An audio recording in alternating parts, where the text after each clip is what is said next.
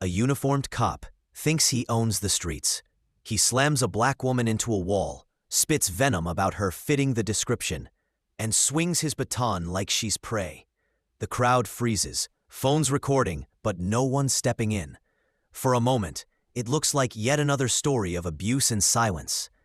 But what happens next will flip the script, shatter his authority, and leave every witness stunned. This is not weakness. This is power about to erupt. The shout cracked across the street like a whip. "Hey, stop right there!" Heads turned. Pedestrians froze mid-step. On the worn sidewalk of Franklin Avenue, a tall black woman slowed her pace, confusion etched across her brow. She wasn't carrying a purse or shopping bags, just a bottle of water in one hand, a folded receipt in the other. A police cruiser screeched to a stop, lights strobing red and blue against storefront windows. A door swung open, and Officer Mark Dempsey stepped out, mid-30s, pale, stocky, his mirrored sunglasses hiding eyes that dripped with smug authority.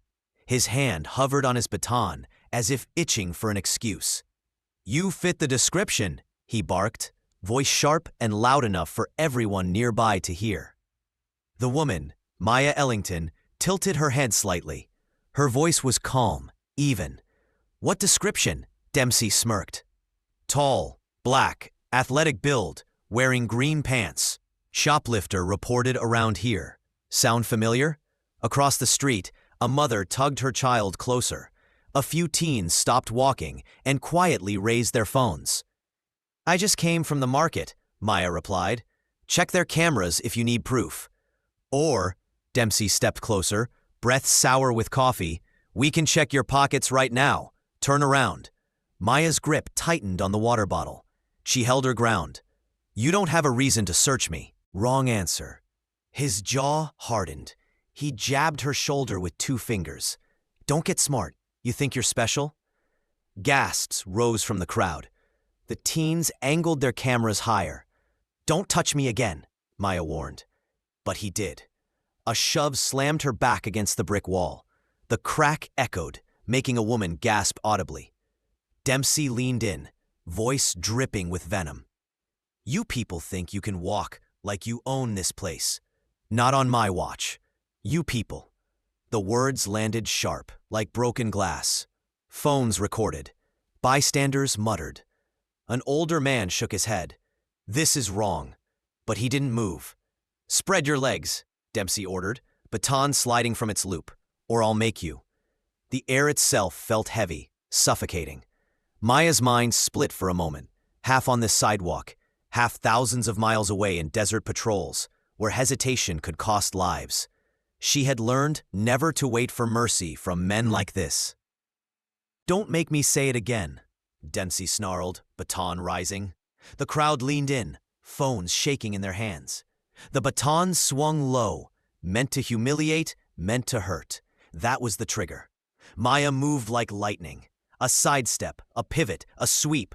Precision carved from years of close-quarters combat training. His knee buckled. The baton clattered to the concrete. In seconds, he was flat on his back, eyes wide with shock. Gasps erupted. Someone shouted, "What the?" before he could recover. Maya was on him, one knee on his arm, her hand twisting his wrist until he hissed in pain. His gun hand was pinned, his body locked. His own cuffs clicked around his wrists in less than 5 seconds. "You ever put your hands on me like that again?" she murmured low enough for only him to hear. "You won't walk away." He writhed, face red from humiliation, not pain. "You're assaulting an officer." Her voice cut through like steel. "No, I'm detaining a criminal." The crowd roared with disbelief. Phones zoomed closer. A man in a baseball cap shouted, "She's got him cuffed." Sirens wailed closer. Another cruiser screeched to a stop. 2 officers spilled out.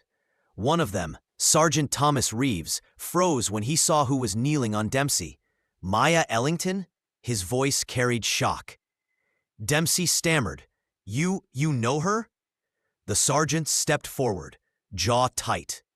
"That's Captain Maya Ellington, Army Ranger. 3 tours. Bronze Star, you absolute fool." The crowd erupted. No way! Did he just say captain? Gasps and murmurs layered over the noise of recording phones. Maya rose slowly, handed the cuffs to the sergeant, and straightened her shirt. He's all yours. Reeves glared at Dempsey. You just assaulted a decorated soldier. On camera, in front of witnesses. Dempsey's bravado collapsed. Sweat dripped down his temple. The cuffs that once meant control now bound him in humiliation. Maya turned to leave, water bottle still in hand. As she passed the crowd, she spoke softly but clear enough for everyone to hear. Respect isn't given by a badge. It's earned. The words cut through the silence like truth laid bare. By nightfall, the video was everywhere. News anchors replayed the shove, the baton swing, the takedown. Hashtags exploded. Justice for Maya. Accountability now. Comments poured in. She's a hero. Imagine surviving war just to be attacked at home. At the precinct, Dempsey sat under harsh lights, internal affairs drilling him as the video replayed on screen after screen. His smirk was gone. His career wasn't slipping away. It had already vanished. Meanwhile, Maya walked into the community center the next day. Kids looked up, whispers rippling. That's her. A boy, maybe 12, stepped closer. Miss, weren't you scared? She crouched, meeting his eyes. Being scared isn't the same as being powerless. Remember that. The boy nodded, clutching her words like a shield. Later that evening, Maya finally watched the footage herself. She saw bystanders looking away at first, afraid to intervene. Then she saw the moment their silence cracked, the gasps when her name was revealed. She leaned back, exhaling. Victories were never clean, but sometimes one act was enough to make a crack, and cracks let the light in. If this story shook you, don't just scroll past. Smash that like button, share this video so the truth spreads further, and tell us in the comments where you're watching from and which moment hit you the hardest. Your voice keeps justice alive.